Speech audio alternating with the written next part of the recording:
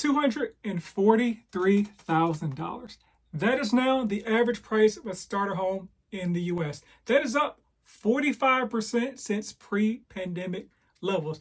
You're probably thinking, well, home prices have come down since then. Well, it's still up 2.1% year over year from basically June. And if you think about this, the average interest rate in June was about 5.8%. We're a whole percent above that number right now. But let me break this down even further for you. So you need to make about $64,500 to afford the average starter home. That's up 13% from the year before once you factor in rates, or about you need to earn an extra $7,200. I also saw an article today from the same source that said this: the typical U.S. home is selling for $4,000 less than the all-time highs of last year. How can both be true? Let's talk about it.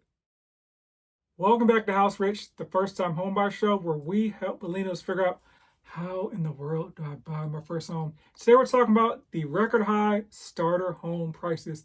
It's almost like there's a record high every single year because people need a place to live. But I want to give a shout out from who I heard this from a month ago.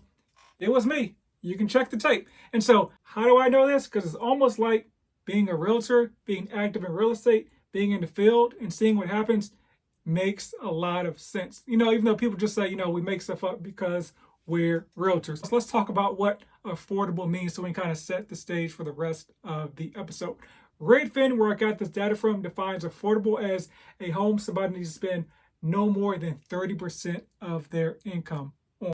Why are home prices going up when interest rates are going up as well? Because that makes it even harder to buy a home. It's because of lack of supply. There are less homes being put on the market, but there's still the same number of people that kind of want homes, and there's still the same number of people that are making minimum wage back then, maybe 2, 3, 4, 5 years ago. I guess even 10 years ago, because the minimum wage has not gone up since who knows when. However, the number of starter homes available on the market is down 15%, and the actual sales of starter homes since June is down 17%.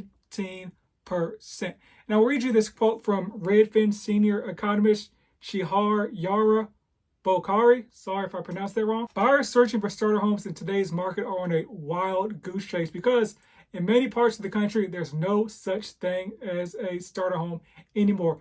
At the end, I'll read you some stats from like the top 50 metros where it shows you how much you need to earn to buy a home there. Some of those numbers are crazy. The most affordable homes for sale are no longer affordable to people with lower budgets due to the combination of lower prices and rising rates. We talked about home prices being up 45% since the pandemic. But you may kind of know that the job markets have been pretty strong, at least recent. Wages, how much have they gone up? Take a guess. Was that the Jeopardy song? Probably not, right? Well, wages are up 20%. Probably more than you thought, is more than I thought as well. But once again, 45% is literally more than twice 20%. I've given this example a couple of times, but I'll tell you from my experience of helping someone buy a home here in the DFW under $300K, which we finally secured a home about 2 weeks ago after a bit of looking. But their properties with 36 offers, 19, 14, 6, 10, double-digit offers. Because once again, there's the same pool of people looking for affordable homes, but there's less affordable homes.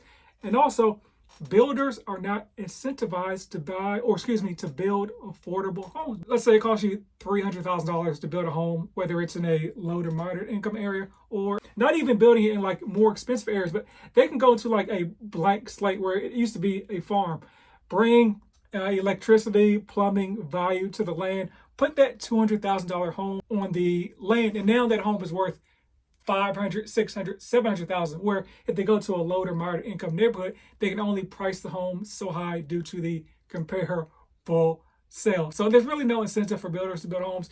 They try to get, funds from the government to help with to subsidize building homes. The government doesn't work quick no matter where you are. I'm a realtor in Dallas and would love to help you reach your goals of home ownership. So click the link in the description and just schedule a call no matter where you are on your journey. Not in Dallas? No worries, I can help connect you with a vetted realtor in your local jurisdiction as well. And feel free to share with friends, family, and foes.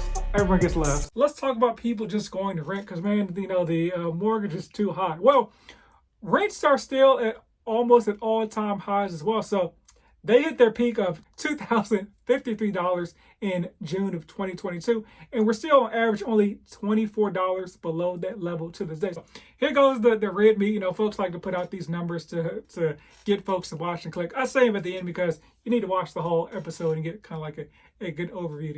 These are the metros, the 3 metros where prices for a starter home have declined the most. Leading the clubhouse with a 13% decline is San Francisco. But the 13% decline took the home prices all the way down to $910,000. And so number 3 is Austin, Texas. They are down 12.2%, down to $347,300. And then Phoenix is down 9.7%, all the way down to $325,000. So, by the way, the amount of money you would need to earn for a starter home in San Francisco, and as a reminder, nationwide was $64,500. San Fran, you're clocking it at $221,200. So basically, the average price of a starter home across the U.S. is what you need. Here's the income necessary in the market that prices have risen the most, which is Fort Lauderdale. So you need to earn $58,300 in order to purchase a home. And home prices are, relatively reasonable down there. For an average home is $220,000. Here's some more red meat. This is the median income you need to earn in some of the top 50 metros in order to afford an affordable house. As a reminder, that means spending no more than 30% of your income. So we got Austin, $92,000. San Jose, $254,000. Oakland, $166,000. It's rough out in Cali, man. Seattle, $141,000. Denver, $109,000. Sheesh. Anaheim, $180,000. Okay. Pittsburgh, PA, $26,000. Detroit, $15,000. DC, $90,000. Atlanta, $68,000. Nassau County, New York, take a while, I guess. $124,000. Houston, $56,000. New York, why did I say it like that? $116,000. Let's look at some more. San Antonio, $55,000. Jacksonville is $63,000. And clocking in, I'll go last, Newark, New Jersey, $88,000. So some crazy numbers. As I always like to point out, it doesn't matter what's happening in other markets. It just matters what's in your market. So I'll link this article in the description so you can check that out. But as always, buy land. Rumor has it they're not making any more of it.